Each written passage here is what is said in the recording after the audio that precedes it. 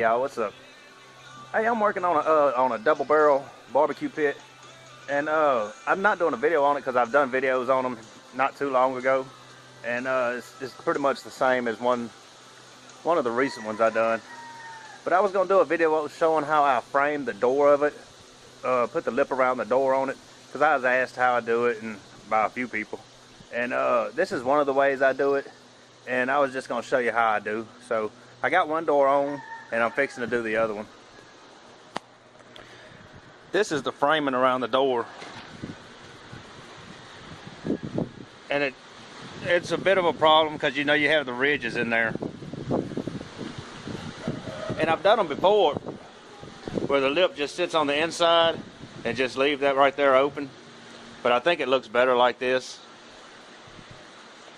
And one thing you have to know before you even try to do it is you're not going to seal it up perfectly tight. It's just not going to happen. If you use a high temperature gasket under it and clamps, you can do it like that. But I mean, just doing it like this, it's a barrel pit. I mean, barrel pits aren't sealed completely tight unless you reframe the door into a different fashion. You know, I mean, that's just part of the game. But you get it pretty close.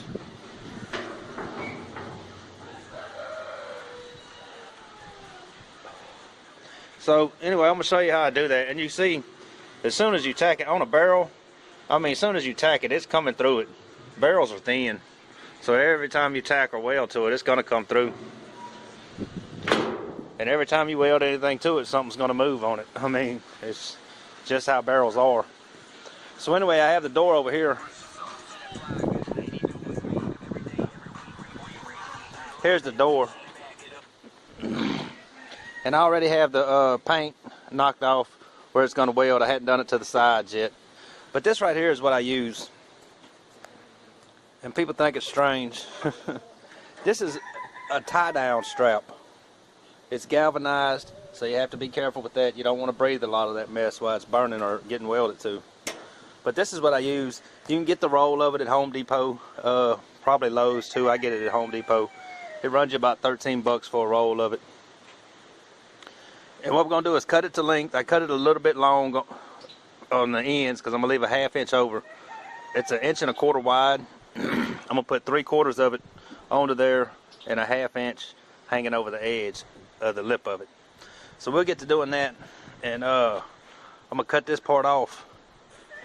And I'm going to try to show you how I do that.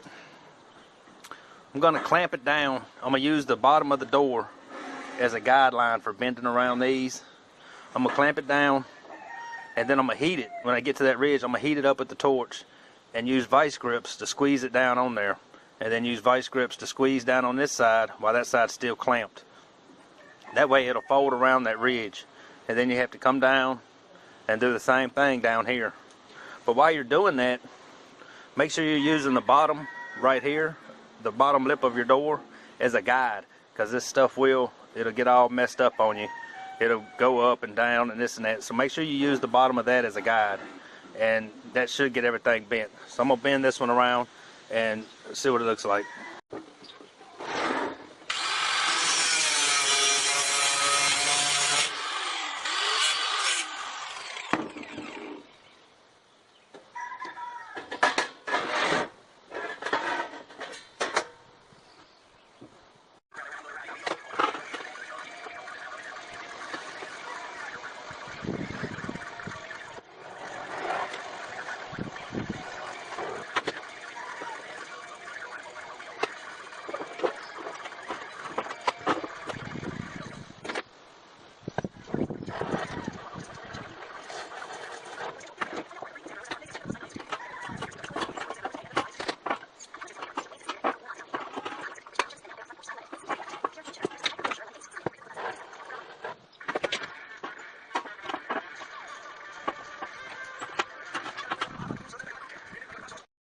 Alright, now I got it clamped down.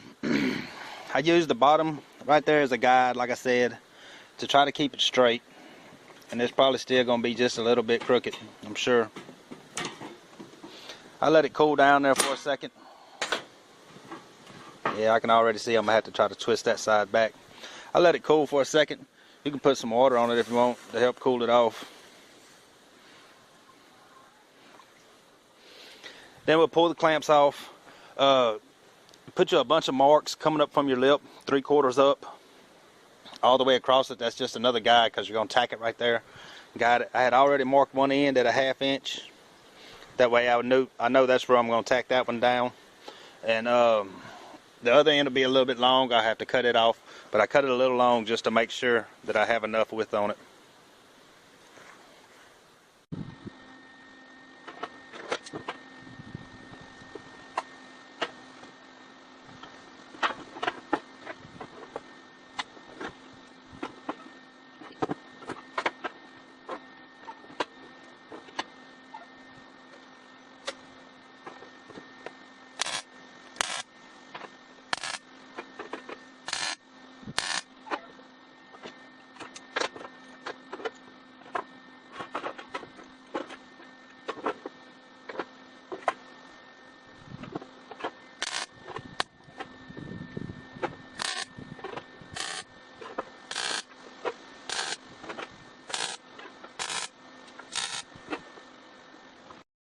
Okay, I went ahead and put the other side on too.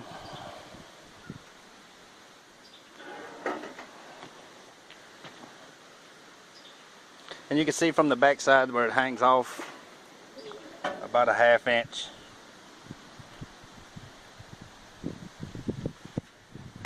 On the end pieces, I do the same thing. I make me a mark, a bunch of marks, 3/4 up.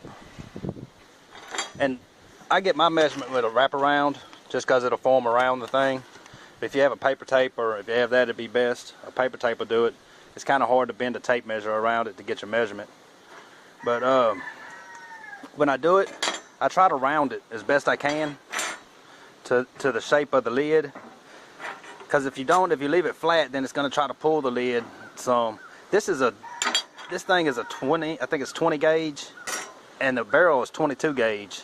This will pull that barrel lid some, and you're already, I mean, with barrel lids, you're already going to fight it some, because everything you do to it is going to want to make it move. Every time you put any heat to it, it's going to want to move some. Even just a little tack, you know. I mean, it's enough to make it try to adjust. So anyway, I bend it as much as I can to get it to that shape, and now we'll tack that on there.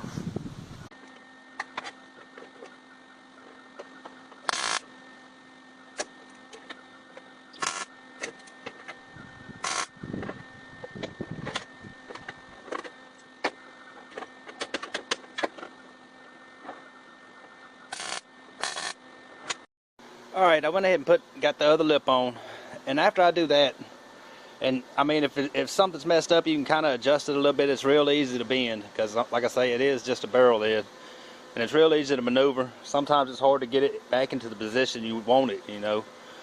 But when I get ready to put it back on, I run just a small tack, small as I can get it on there, just enough to hold it up there. That way I can start setting the hinges up here on the top without trying to hold the door at the same time. But I put just a little bit, because you're going to have to cut it back off. You don't want to have to cut off a bunch of stuff, and it don't take a lot to hold it up there. So now I'll set the hinges on it.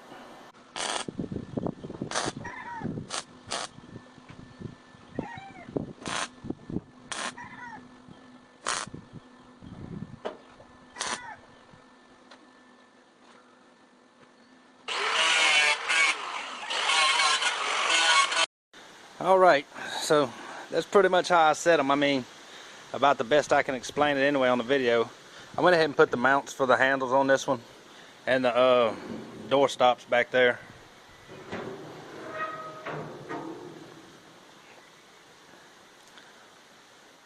And so like I say, man, don't spend your time trying to seal the barrel up just perfectly. I mean, it's not going to happen. Doing it like this is about the best way I know to do it. About the best solution I've come up with. You can go easier and just run the lip on the inside of the thing. Run it through under there, just flat, you know, and then you just have to round that part. And it is a lot easier. It's a whole lot easier. Like I say, I think this just does a little better. And most people don't do it like that, so it gives you a better look to it. So anyway, man, I wouldn't, now this is so thin strapping, I wouldn't use that on a thicker pit. Anything besides a barrel, I use 1/8 inch flat bar. But on these, it's almost perfect. Because like I say, the barrel I think is 22 gauge, and that strap is 20 gauge. I mean, you don't need to go any thicker than that.